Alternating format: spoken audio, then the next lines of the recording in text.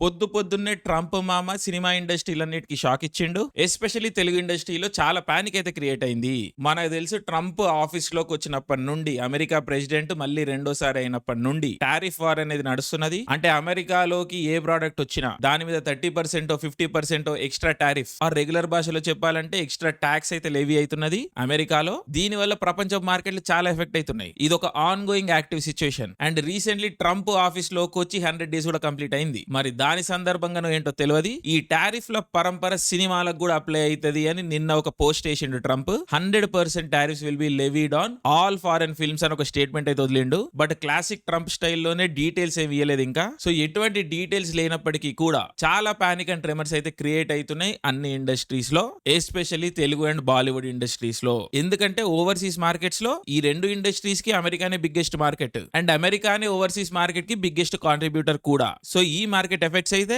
ఒక major section of cinema non viable అయిపోతుంది. ఎందుకంటే ఇక్కడ ఓటీటీలు కూడా ఎఫెక్ట్ అయ్యే అవకాశం ఉన్నది. సో ఇప్పుడు చాలా మందికి టారిఫ్స్ అంటే కన్ఫ్యూజన్ ఉండొచ్చు. సింపుల్ గా చెప్పే ప్రయత్నం చేస్తాను. అమెరికాలో ఒక మస్టాంగ్ కారు తయారు గానీకి ఒక 30 లక్షలు అవుతుంది అనుకుందాం. అంటే ఒక ప్రోడక్ట్ తయారైపోయింది, ఒక కంప్లీట్ ప్రోడక్ట్ తయారైపోయి ఉన్నది. ఇప్పుడు మీరు ఆ కార్ ఇండియాకి పట్టుకొస్తే అది 30 లక్షలకే దొరుకుతుంది ఇండియాలో. అది ఒక 80-90 లక్షల కార్ అవుతుంది. ఎందుకు? ఇండియన్ గవర్నమెంట్ ఇంపోర్ట్ డ్యూటీ వేస్తుంది. ఎంత అంటే అది ప్రోడక్ట్ టు ప్రోడక్ట్, కేటగిరీ నుంచి కేటగిరీకి వేరీ అవుతా ఉంటది. బట్ పాయింట్ ఏంటంటే చాలా హై రేటు ఇంపోర్ట్ డ్యూటీ ఉంటది, టారిఫ్ ఉంటది. అదెందుకు? లోకల్ మ్యానుఫ్యాక్చరింగ్ ని సపోర్ట్ చేయడానికి. అంటే ఈ రోజు ఇండియాలో ఎవ్వరు కూడా ఇండియన్ స్మార్ట్ ఫోన్లు ఎందుకు కొనరు? చాలా తక్కువ ప్రైస్ కి మంచి ఫీచర్లతో చైనీస్ ఫోన్లు దొరుకుతున్నాయి. So majority market of smart phones Chinese players dominate చేస్తారు. అందుకనే చెప్పుకోదగ్గ ఇండియన్ స్మార్ట్ ఫోన్ తయారు చేసే కంపెనీలు లేవు. ఇండస్ట్రీ లేకపోవడం వల్ల ఇక్కడ జాబులు రావు, ప్రాఫిట్లన్నీ చైనాకు పోతాయి. దీనికి మిటిగేట్ చేయడానికి India make in India initiative అని పట్టుకొచ్చింది. చిప్ మ్యానుఫ్యాక్చరింగ్, ఫ్రేమ్ అవన్నీ ఎట్లా మన దగ్గర తయారు కావు, అట్లీస్ట్ అసెంబ్లీ అన్ని ఇండియాలో చేయండి, కొన్ని జాబ్స్ వస్తాయి అన్న జోన్ లో. అది ఎంతవరకు ఎఫెక్టివ్ అన్నది మనకు తెలియదు. ఒరిజినల్ ఎక్విప్మెంట్ మ్యానుఫ్యాక్చరింగ్ ఇండియాలో జరగనంత వరకు మనం ఎప్పుడు కూడా లాస్ లోనే ఉంటాము. మనకి ఎప్పుడు కూడా ట్రేడ్ డెఫిసిట్ ఉంటూనే ఉంటది. సో ఈ ఇంపోర్ట్ డ్యూటీలు అనేవి ఇండియన్ మ్యానుఫ్యాక్చరింగ్ కి ఎంతవరకు హెల్ప్ చేసినాయో నాకు తెలియదు. ఎందుకంటే గత 70 ఏళ్లలో ఇండియన్ మ్యానుఫ్యాక్చరింగ్ ఏం పెద్ద ముందుకు పోయింది, ఎన్ని జాబ్స్ క్రియేట్ చేయగలిగింది, ఎన్ని కొత్త కంపెనీలు, ఎన్ని కొత్త ప్రోడక్ట్లు వచ్చినాయి, ఏ లెవెల్ వరకు ఫినిష్డ్ గూడ్స్ మనం ఎక్స్పోర్ట్ చేయగలుగుతున్నాము. ఎందుకంటే ఎక్స్పోర్ట్ లోనే ఉంది అసలు పైసా.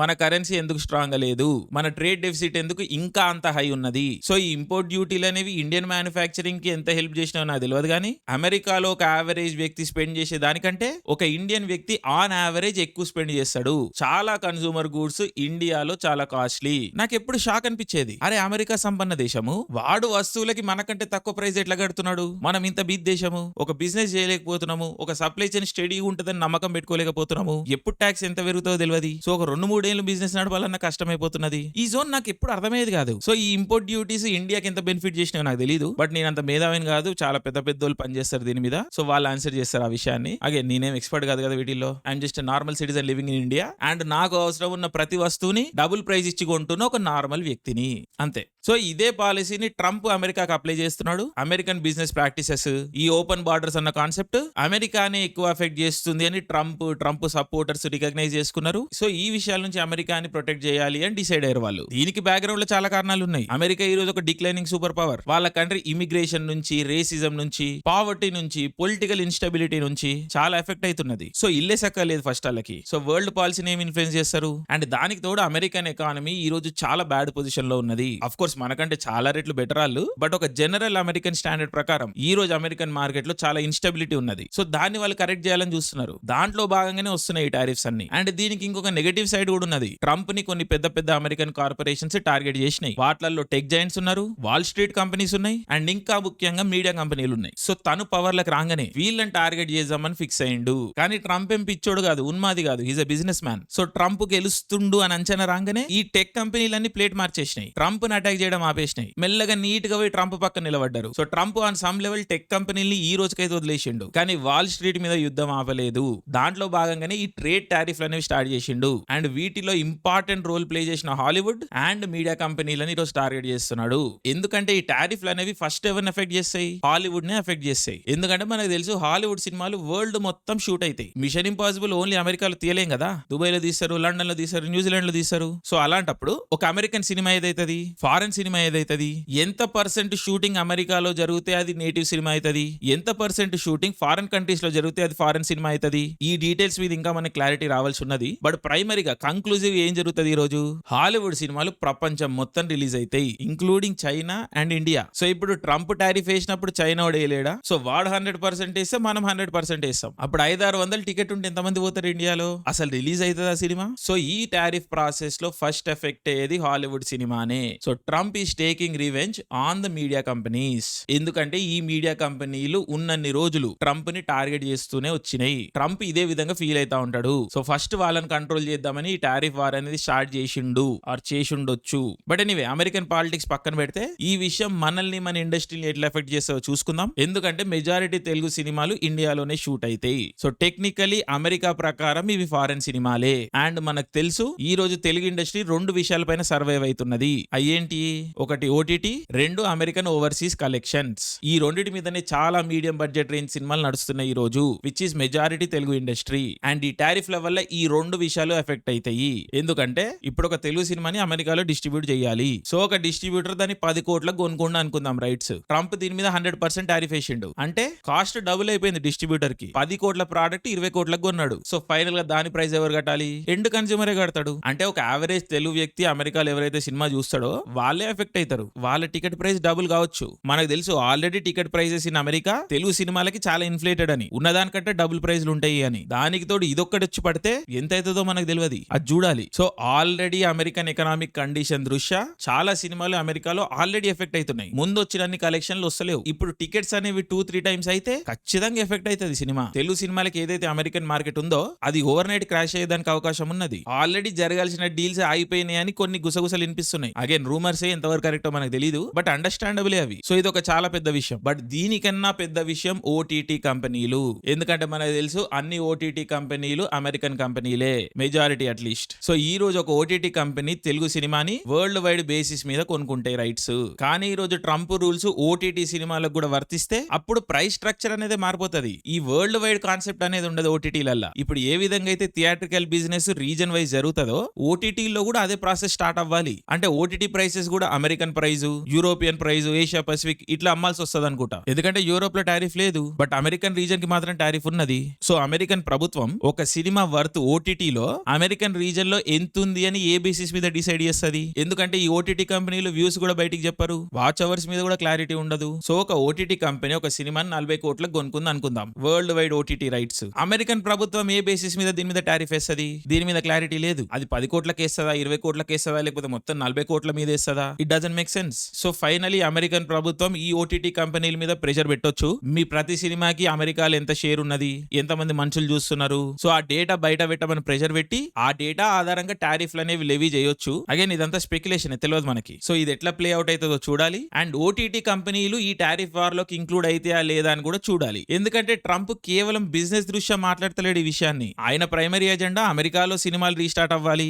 అమెరికన్ సినిమాలు అమెరికాలోనే ప్రొడ్యూస్ అవ్వాలి, అక్కడ లోకల్ వ్యక్తులకి జాబులు అనేవి రావాలి. ఇదే ఆయన ప్రైమరీ ఎజెండా. కానీ ఇంకొక అజెండా కూడా ఉన్నది ఆయనకి. ఏంటంటే ఈ సినిమాల ద్వారా అమెరికాకి వ్యతిరేకంగా ప్రాపగాండా అనేది జరుగుతున్నది అని ఆయన నమ్ముతున్నాడు. అండ్ ఈ విషయంతో నేను కూడా ఏకీభవిస్తాను. సినిమా అనేది చాలా పెద్ద ప్రాపగాండా టూల్. అండ్ ఇవి చైనా లాంటి కంపెనీలు అమెరికాకి వ్యతిరేకంగా వాడుతున్నారు. అందుకని చైనీస్ కంపెనీలు అన్ని మేజర్ స్టూడియోస్ లో వాళ్ళకి చాలా పెద్ద ఇన్వెస్ట్మెంట్స్ ఉంటాయి. హాలీవుడ్ పెద్ద ప్రాఫిటబుల్ బిజినెస్ ఏం కాదు. అలాంటి దాంట్లో చైనా ఎందుకు ఇన్ని డబ్బులు పంపించేస్తున్నది? ఎందుకంటే they want to control the narrative. అమెరికాకి వ్యతిరేకంగా ప్రాపగాండా చేద్దామనే. సో ఈ విషయం అమెరికా గుర్తించింది. దానికి అనుగుణంగానే ఈ టారిఫ్ల ద్వారా అమెరికన్ ఆలోచనల్ని మళ్ళీ సినిమాల్లో రీఇంట్రడ్యూస్ చేద్దాము అన్న ఒక ప్రయత్నం జరుగుతున్నది. అండ్ మనకి తెలుసు ఓటీటీలు కూడా చాలా క్రిటికల్ రోల్ ప్లే చేస్తాయి ఈ ప్రాపగాండా గేమ్ లో. సో ఏదో ఒక లెవెల్లో ఈ ఓటీటీలను కూడా ట్రంప్ వీటిలో ఇంక్లూడ్ చేస్తాడు అన్నదే నా అంచనా. సో ట్రంప్ వాళ్ళ కంట్రీలో తీసుకునే పాలసీస్ మన లాంటి ఒక చిన్న ఇండస్ట్రీని అఫెక్ట్ చేస్తున్నాయి. మన major feeders American overseas market and OTT business ఈ రెండు ఈ టారిఫ్ల ద్వారా ఎఫెక్ట్ అవుతున్నాయి. అండ్ మనకు తెలుసు ఈ రోజు థియేట్రికల్ బిజినెస్ అనేది క్రాష్ అయిపోతున్నది. జనాలు థియేటర్లకు వచ్చి సినిమాలు చూడట్లేదు.